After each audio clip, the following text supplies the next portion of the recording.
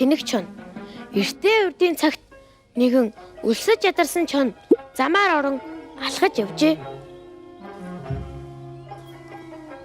Гээд алхаад явж байтал зам дээр нэгэн зайц тааралдаж гин.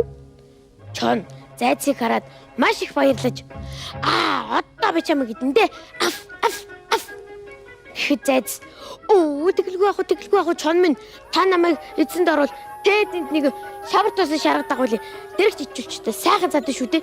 Хэрвээ цадахгүй л тэгэл намайг ирэл идчихнэ үз би энэ нээл хүлээгээ байжий гэжээ.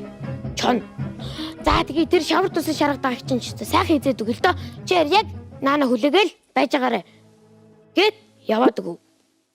Нэрээ очиод хартал шавар тусан шаргадаг байна гээ шүү. Шаргадаг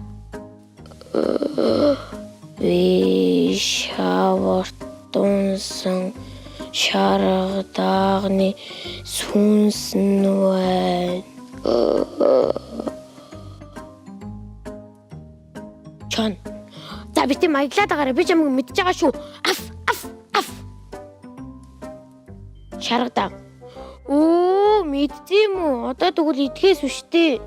Гэхдээ та намайг шаварнаас татаж гаргаад идчихвэл танд л амар шүү дээ.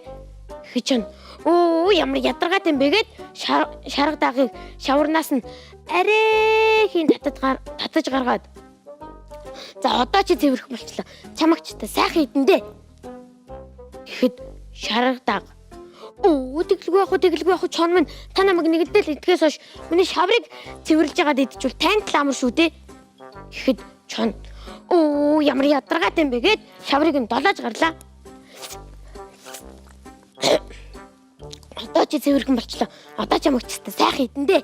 Аф шаргадаг тэгэлгүй ах чон минь та намайг нэгэнтэй л идэхээс хойш миний баруун гоод хөлний туурайнд нэгэн бичиг байгаа.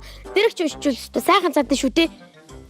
Тэгэхэд чон ямар ядаргаад юм бэ гэд тонгоогоод уншдал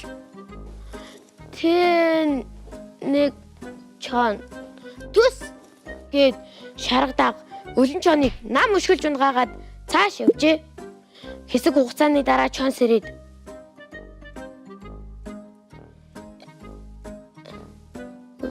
би ч одоо хоол идлүү идээгүй лүү идсэн гэхэд гизүүлсөдөд.